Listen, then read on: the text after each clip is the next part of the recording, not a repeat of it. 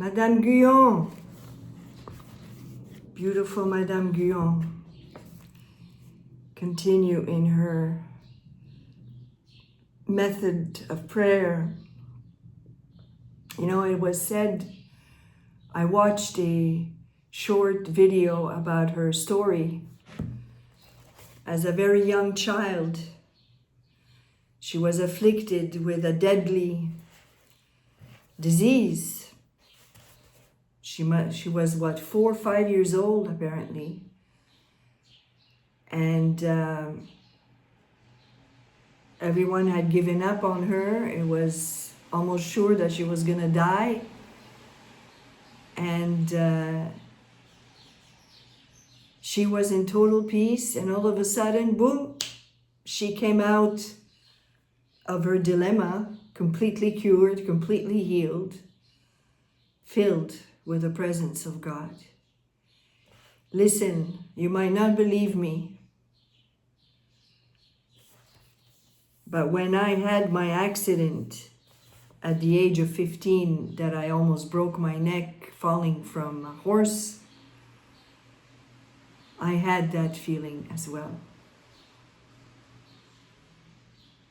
And in spite of what the doctors said, I walked again, but inwardly I was transformed. Well, that's why I can relate to Madame Guyon in many aspects. She was also married very young, but her heart belonged to God, and she suffered a lot to be with Him. It is said that in the prison, finally, where she ended up, that's when she came closest to the Lord, as Watchman Nee. And it's in that solitude, it's in that separation completely from everybody you know, everybody you love, every material possession you may have. Then you have this opportunity to meet with God. What could be more wonderful? All right. Chapter 12. Ooh, it's a long one, this one.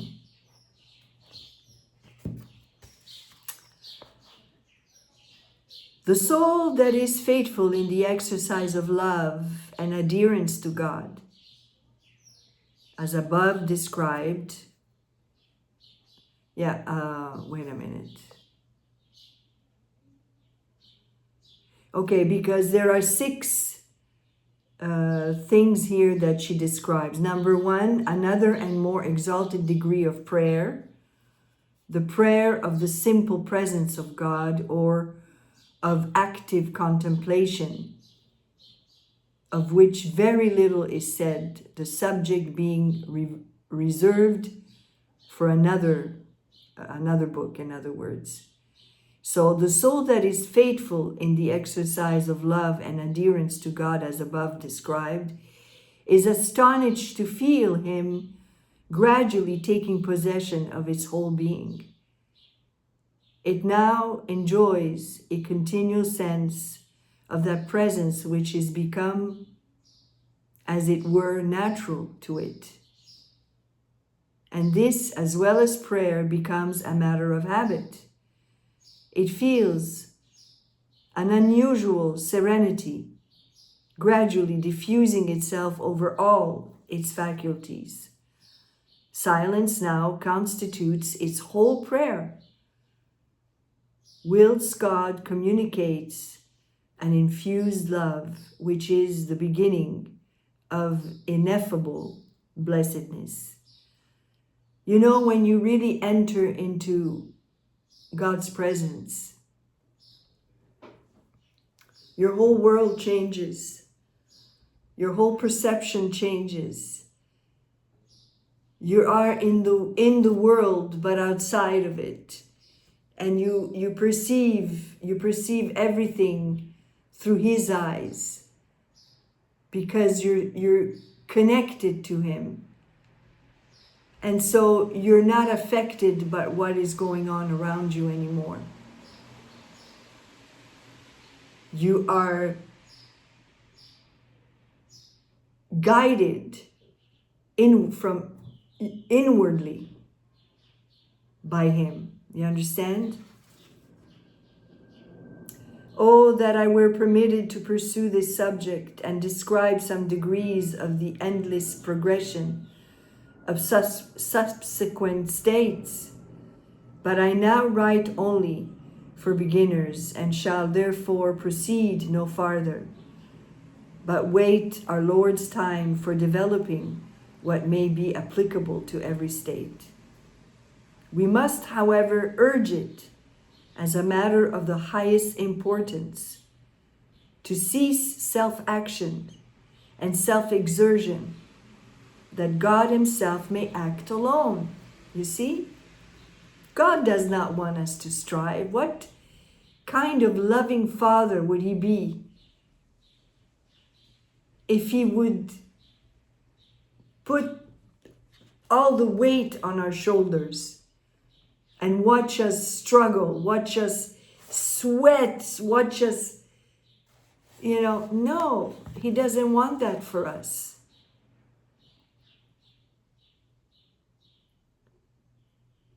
He says by the mouth of his prophet David, "Be still and know that I am God." Psalm, what is this?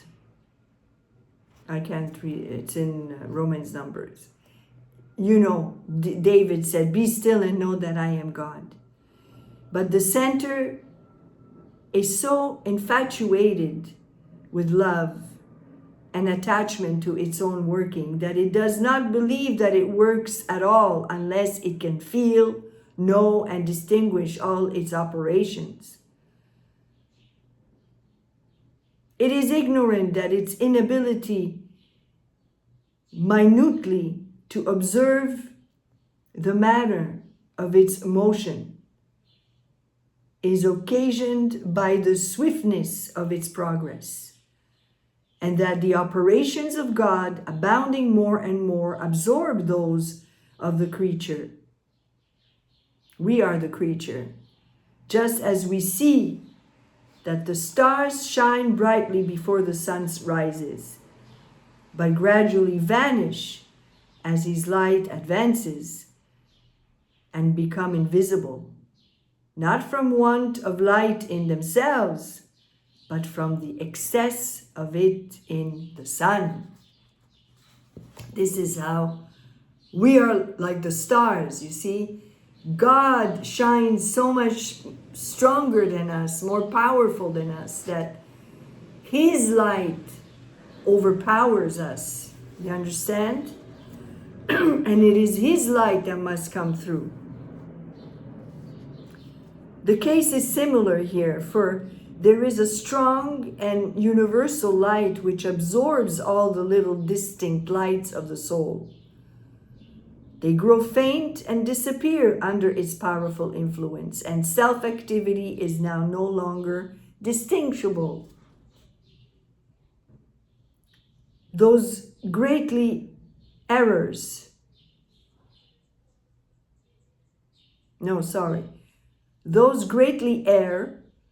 who accuse this prayer of inactivity, a charge that can only arise from inexperience. In other words, I know the language is difficult to understand. Don't forget, we're talking 17th, 18th century French, and it's been translated, so we're not used to this language. But from what I understand, she's saying those who believe of themselves to be great, they don't approve of such a prayer, that you don't have to do anything. You understand? They don't understand the concept of be still and let me be God. No. You have to pray. You have to do this. You have to. they don't accept that it's easier than that. You understand? Those people mostly are legalistic people who plan an entire series of things that you have to do in order to be heard by God, when it's completely the opposite. Oh, if they would but make some efforts towards the attainment of it, they would soon become full of light and knowledge in relation to it. Yeah, the only effort they have to make is to try to understand this concept. This appearance of inaction is indeed not the consequence of sterility, but of abundance, as will be clearly perceived by the experienced soul, who will recognize that the silence is full and unctuous by reason of plenty. There is more fullness in silence, my friends, than in action. There are two kinds of people that keep silence. The one because they have nothing to say, the other because they have too much.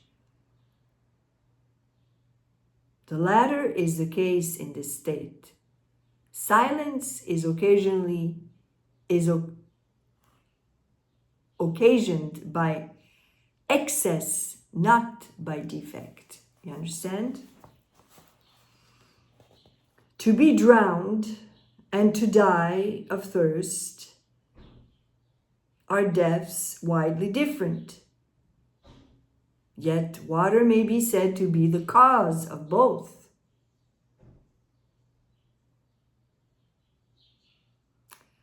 Abundance destroys in one case, when you drown, and want in the other, when you don't have enough water. So here, the fullness of grace stills the activity of self, and therefore it is of the utmost importance to remain as silent as possible.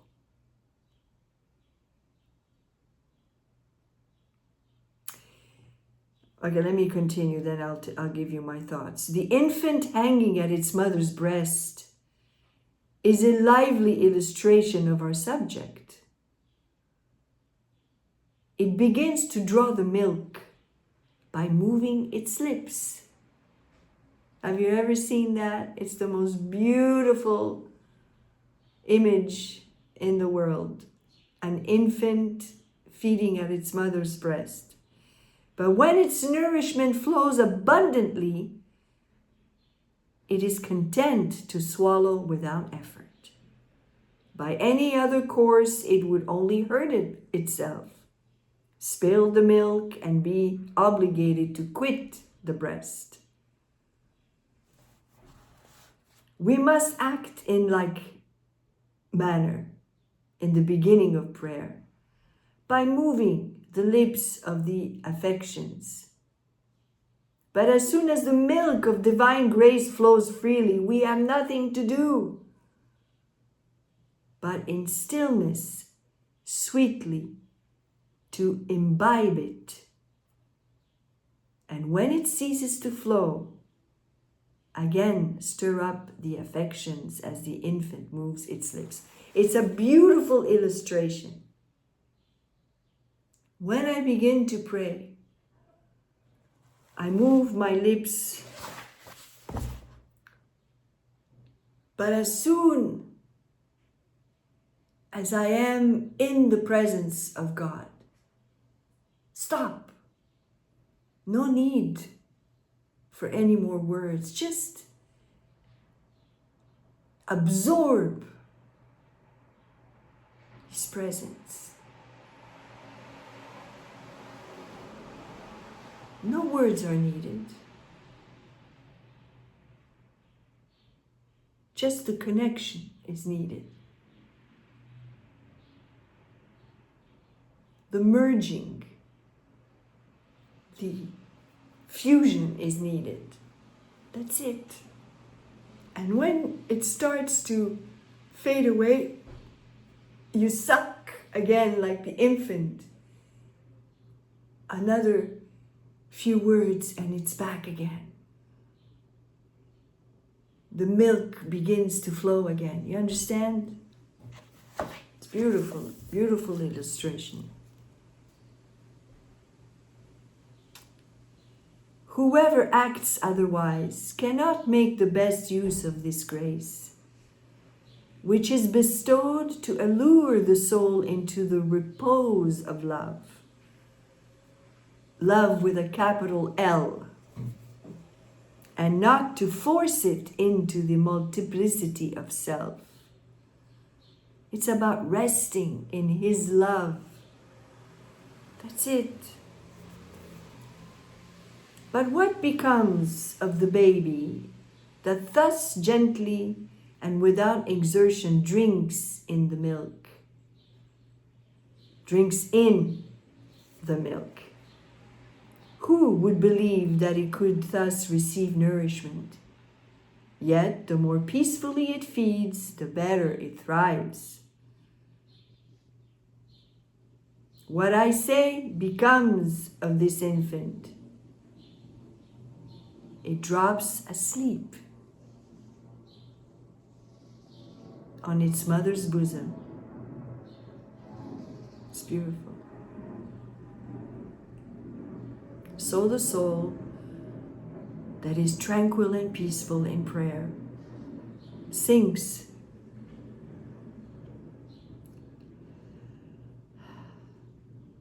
It moves me very deeply. Because I can relate to this. It sinks frequently into a mystic slumber, wherein all its powers are at rest, till it is wholly fitted for that state, of which it enjoys these transient anticipations. You see that in this process the soul is led naturally, without trouble, effort, art, or study. Picture in your mind when you have absorbed the grace of God, like the infant who has filled its belly with its mother's milk and falls asleep.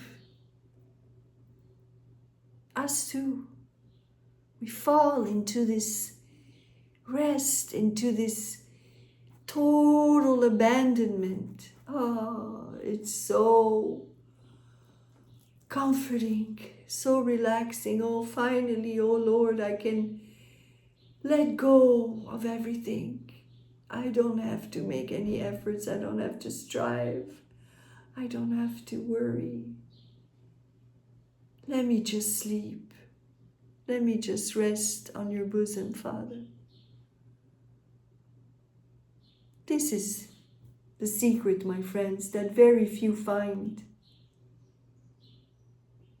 Why? Because we've been conditioned by the world, who tells you, no pain, no gain. You gotta push, you gotta move, you gotta. But in the spirit realm, it's the opposite. God says, rest, stop, be still.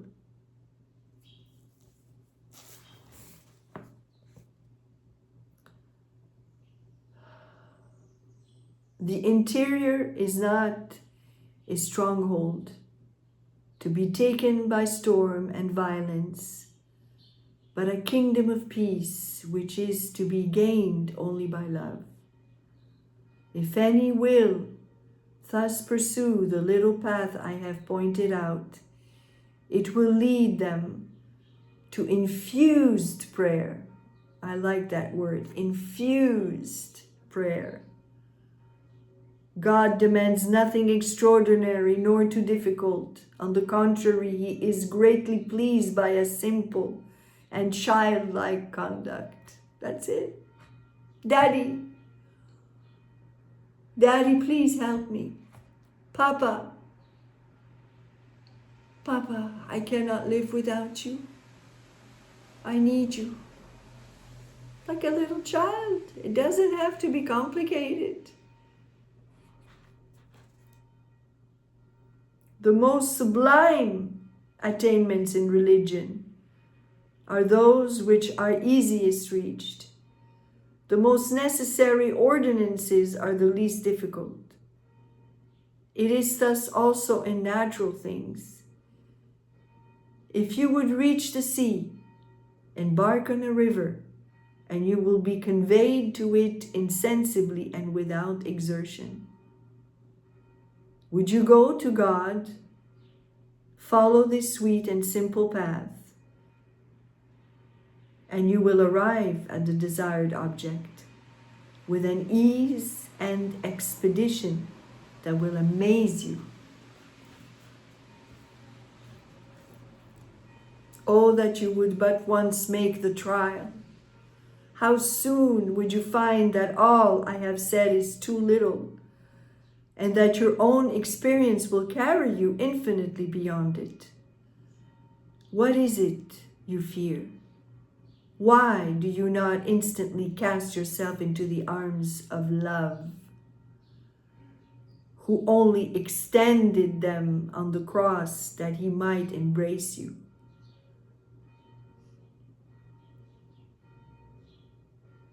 What risk do you run in depending solely on God and abandoning yourself wholly to Him?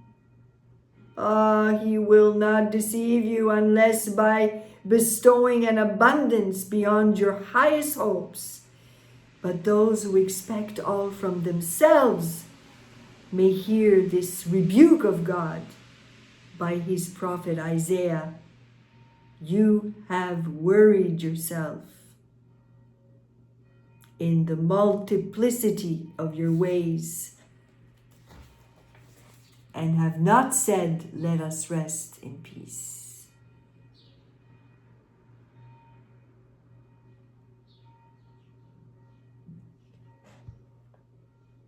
This is very deep, very beautiful, very rich.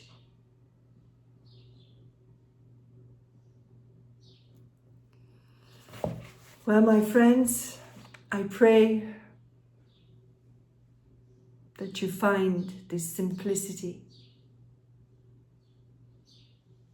and rejoice in His presence always.